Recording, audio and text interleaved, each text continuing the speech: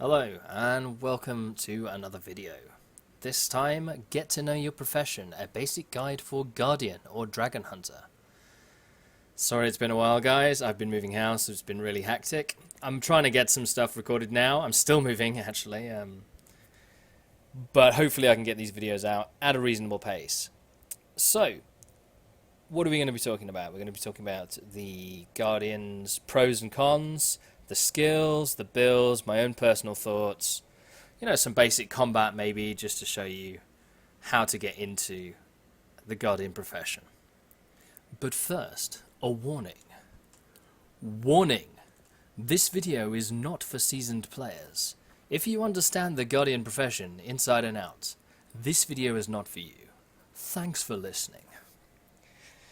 Now I'd like to stress this time because I've been approached by this guy, and if you care enough to pause the video and read it, you'll see an interesting point of view. I want to stress that this video is not for people who are getting serious in the game. There are plenty of guides out there that explain exact rotations, very complex maths of professions, you know exactly what to use if you're getting into raids and stuff like that. You should probably go out and look at one of those. These videos are for people who are just starting the game, just getting into it, and they're getting a bit interested, and they're just sick of just auto-attacking the whole time, and they want to know a bit more about the profession. I'm a great believer in the fact that you should teach people to walk before they can run, so that is why I'm making these videos.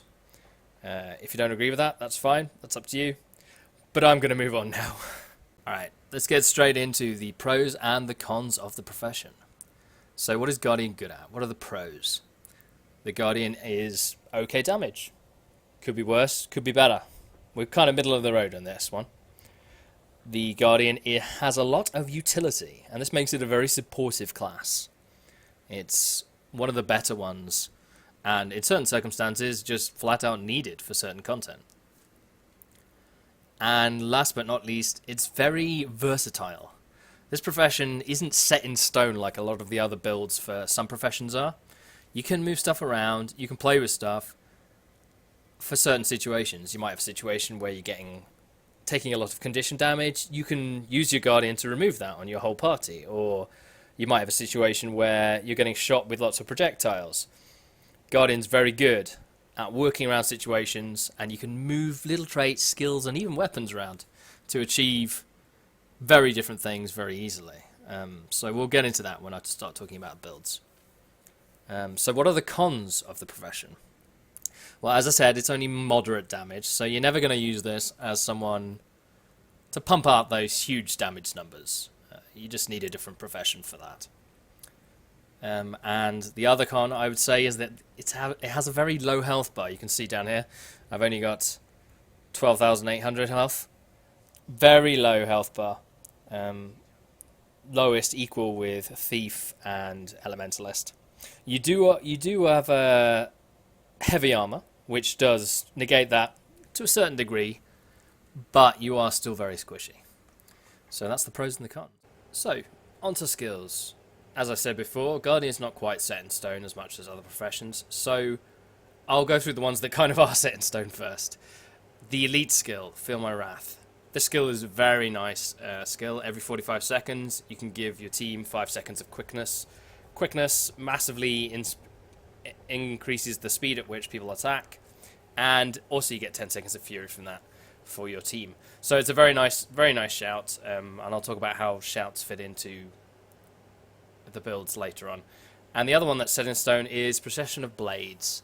Set a trap that whirls around and damages nearby enemies when activated. Excuse me. So it also gives you a boon on trap trigger, 8 seconds of fury. So 8 seconds of fury for your party plus the 10 seconds, as I said, from Feel My Wrath. You get a reasonable amount of fury from your party as a Guardian. And also 10 times 3,950 is not a bad amount of damage on a skill. So those are the two skills you really need to bring. The other 3 slots are kind of open to interpretation. I'll start with Bane Signet. Improved power. So this is, you don't really use it for its active knock down and damage your foes, although you can do for CC bars and things like that. It's mostly just for a passive upgrade. So sometimes I swap this out for the Signet of Judgment. And this means you take 10% less damage. And 10% less damage is actually a significant damage reduction. If you think of that as a third of protection just all the time. So in areas where I'm going to die a lot and the damage isn't quite as important, I might take that instead of Bane Signet, which improves power. And then this slot really is very open to sort of personal requests. I like to take Retreat a lot of the time. Grant Aegis and Swiftness up to 5 nearby allies. It's not really about the Swiftness, it's more about the Aegis.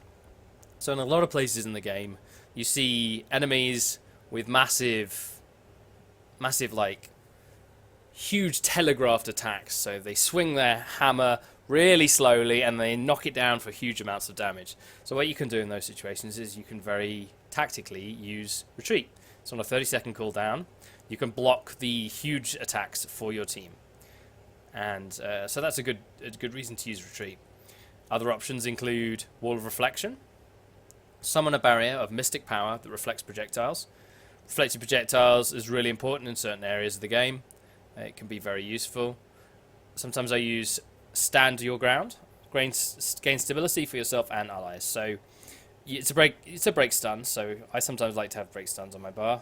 Certain areas of the games you get stunned quite a lot, so having that and the ability to give stability to your party can be very useful. There's lots of other options in here. Have a look, make your own mind up what you want to use for that slot. And then for the heal, also very much a preference thing. A lot of people go for Shelter, block attacks while healing, so you get a 2-second vulnerability and a 4,500 heal. 4,500 heal, I could take it or leave it, because there are some other heals that do a lot more. So, Signet of Resolve. Cure a condition from yourself every few seconds and heal for 8,150. So, curing conditions can be useful, but 8,150, if you compare that to Shelter, which is 4,500, you can see there's a huge difference there. And yeah, there's an extra 5 seconds cooldown, but that's not that much. So, Purification. Heal yourself and imbue a trap that gives a boon on trigger. So you get the roughly about the same amount of heal as the Signet. The sort of 8,000 mark, maybe even, a little bit more.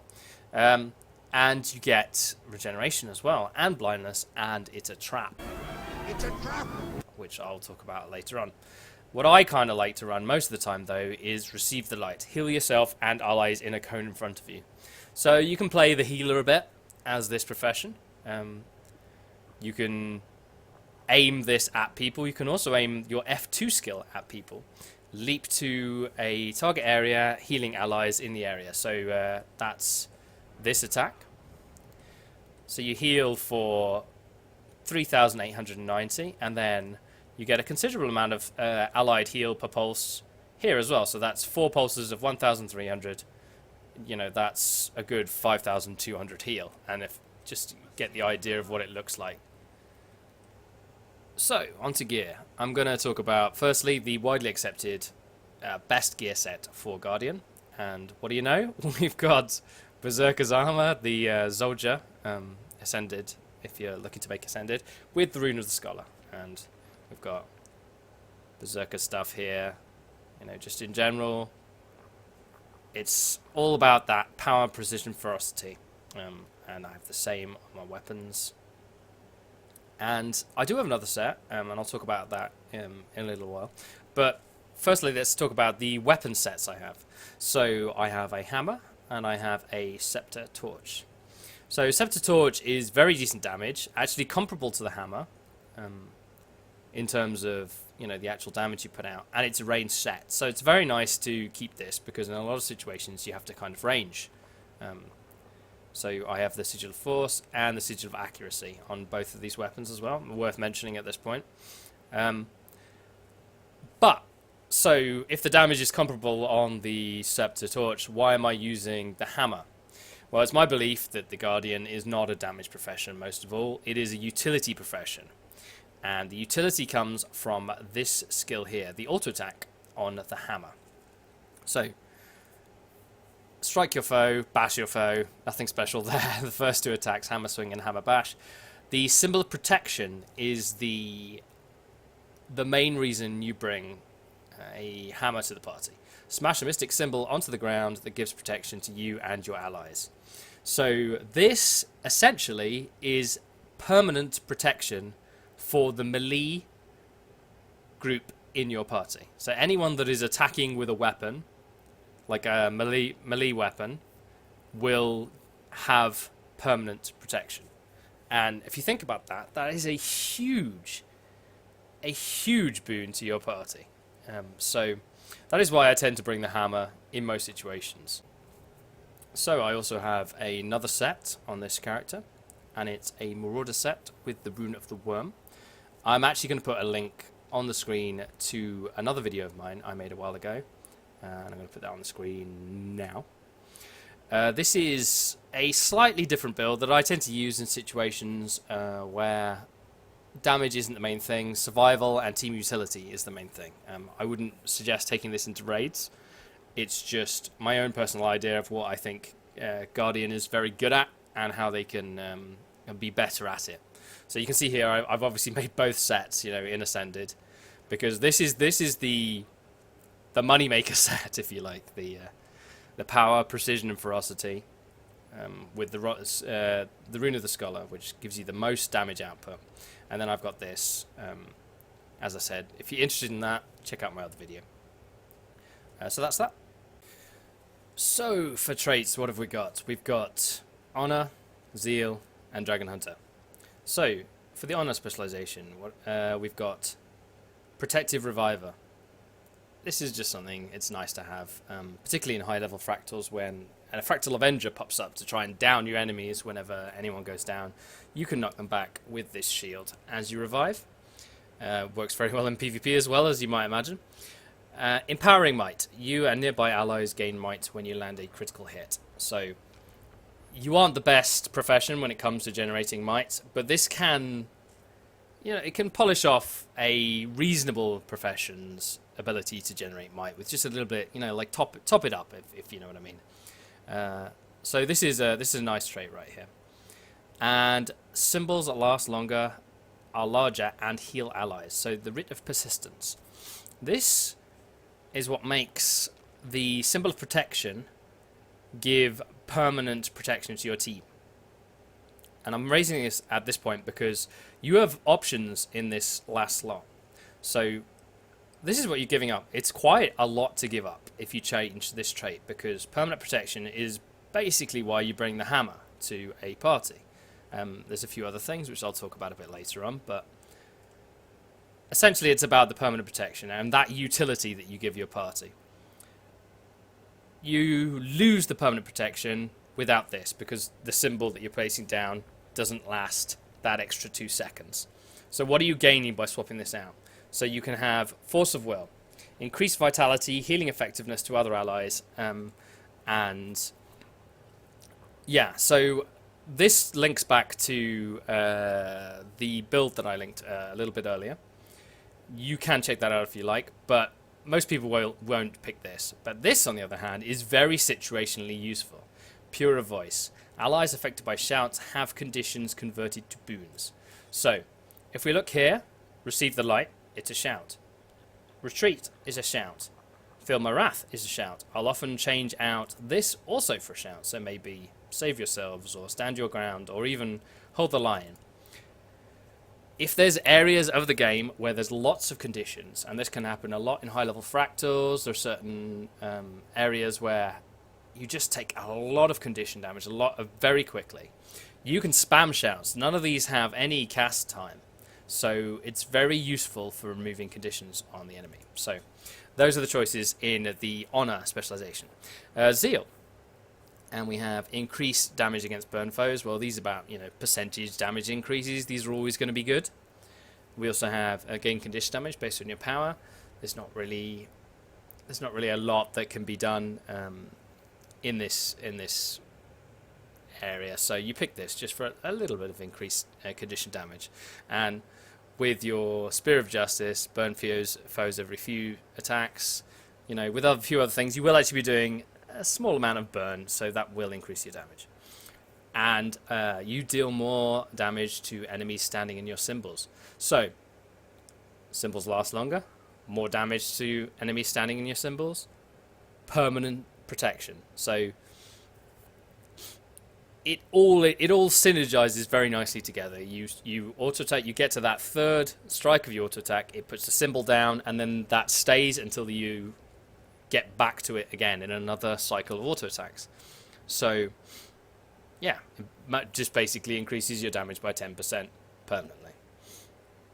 Traps daze enemies when activating. This is the Dragon Hunter line.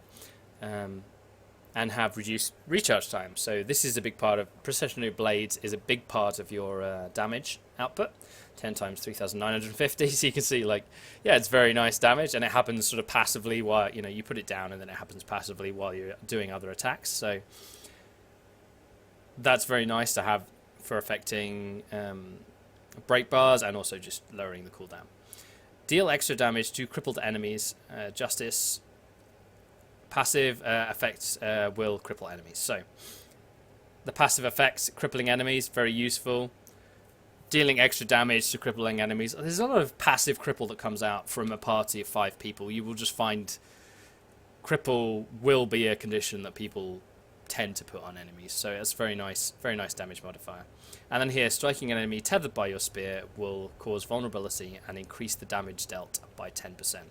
So when I get into actual gameplay a little bit later on, I can show you how you make sure that during the high damage parts of you have this Spear of Justice lodged in your enemy's shoulder or arse or something. So a basic overview of the combat is in order. So with the hammer, it's pretty simple. It's all about this trait here. Striking an enemy tethered by your Spear of Justice causes vulnerability and increases damage. So your Procession of Blades is an ability that you should use pretty much on cooldown, but what you want to do is you want to sort of generally use it in conjunction with Spear of Justice, because this thing does a lot of damage, and you want it to go on a target that is affected by this trait here. The damage increase will increase your overall damage quite a lot. And then you want to use Feel My Wrath on cooldown as well, because quickness, fury, it's all very good. And then apart from that, you want to be just auto attacking. It's quite dull actually when it comes down to it. So you want to throw the spear, put the thing down, and then just auto attack. And then you just keep going and going and going. So then you have the Scepter Torch, which is a nice ranged weapon. You can see, like, I don't actually have to be up close for this one, although obviously proccing Procession of Blades is nice. So even if you're using Scepter Torch, being close is important. Another reason it's important is Zealot's Flame. Set yourself alight and periodically burn up to 3 nearby foes. So what you'll be wanting to do is you'll want to be wanting to press it and then press it again. And you can see, like, I've got a stack of 4 burn there just for a second. It's a nice little damage upgrade. So unlike on the hammer, the symbol of punishment is the number 2 skill. So your symbol that increases your damage via this trait here, Symbolic Avenger, you deal more damage to enemies standing in the trait, is your number 2 skill. So you're going to want to put that down at the same time as you use your trap and at the same time as you use your Spear of Justice. So I'm going to throw my Spear of Justice, use my elite and my trap, and then I'm auto attacking. I'm going to use my 4 skill twice, get that little burn down that I explained before, and then I'm just going to put the symbol, keep putting the symbol down every few seconds. And that's basically the damage. And you can see the cooldown of the Spear of Justice and the trap is roughly the same. And, you know, we're able to start the attacks again. So I am going to go through some of the other abilities on your weapons, even though some of them might not be the best damage in certain situations. Other of them are certainly usable in certain situations as well. So we have Mighty Blow, the number 2 skill on the hammer. So This does a nice little leap forward and a blow. It's not damage efficient, however, it is a combo finisher, a blast. So if you have a field down and you blast it, you know, the obvious effects from that. Then Zealot's Embrace, send a wave towards your foe that immobilizes. It's actually a line sort of skill shot. You can see here it traveled towards them. It just immobilizes anything in the way. So that is an okay. It's an all right CC. It doesn't really do much, but you know, sometimes having a ranged attack when you're stuck in the hammer for a few seconds can be useful. Banish. This is very nice for CC bars. Also, like if you use it on regular mobs, this is what it does. You can't actually see on this because it has a break bar, but it would knock the enemy back. And then Ring of Warding. This can be very useful in certain situations. So if I use it around me, you can see it creates this, which people cannot walk through, or enemies cannot walk through. This will have a marked effect on break bars, but bear in mind, the target has to actually walk through the ring. You can't just cast it on someone, you know, just when you're in melee range and hope that it'll hit them, because sometimes it just won't. They need to actively walk through the thing. Another thing you can do is you can actually go to the range, you know, the sort of range of it, which is around here, and cast it directly on a target in a sort of weird forcing them into the barrier sort of way. So if I just wait these 2 seconds, I can show you what I mean. So that you can see, like, if that target was stationary, it would have actually got hit by that because it's right on top of the barrier. So those are the hammer skills. Onto the scepter and the torch. Chains of Light, immobilize your foes and make vulnerable. So pretty self-explanatory. You're going to be immobilizing with this. Sometimes that's useful, but it's not a damage increase. And then Cleansing Flame. This is mostly for condition removal.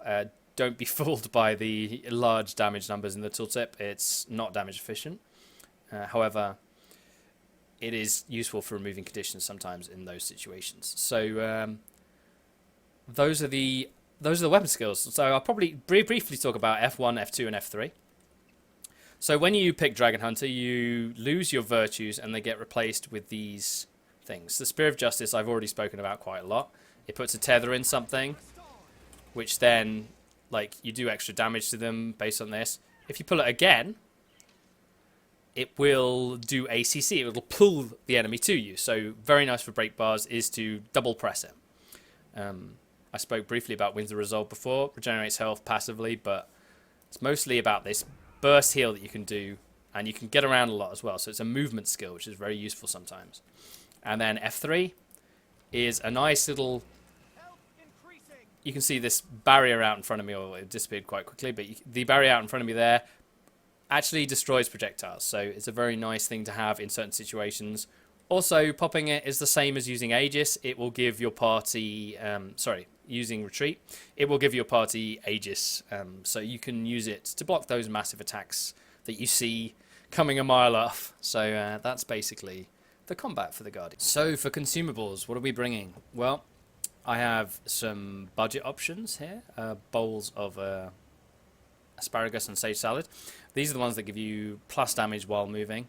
So obviously, if you're spamming your auto attack, you also want to be moving at the same time. There's nothing in the auto attack that stops you from being very active while you're doing it. And for the budget, the other budget option is a superior sharpening stone. Gain power equal to 6% of your toughness and 4% of your vitality. This is just a basic food. A lot of professions use this as their basic. But if you're looking to really maximize your damage, here are the 2 foods you want to use to get the biggest numbers possible. And it's a bowl of seaweed salad, and you can see it's 2% better, 10% damage while moving as opposed to 8%. And toxic sharpening stones. Both of these are purchasable from the trading post, so there's that. You don't have to craft either of them, so that's handy with this profession. And toxic sharpening stones give you 100 power, so they basically give you what this does anyway. And they increase your condition duration by 10%, which, as I mentioned earlier on Guardian, means quite a bit more because of the burning you get passively through a lot of your skills, and particularly on Scepter Torch, where you're using this intermittently, it's going to increase your damage a fair amount. So that's the consumable. So that's about it for the Guardian Dragon Hunter profession. Thanks for watching. Tell a friend.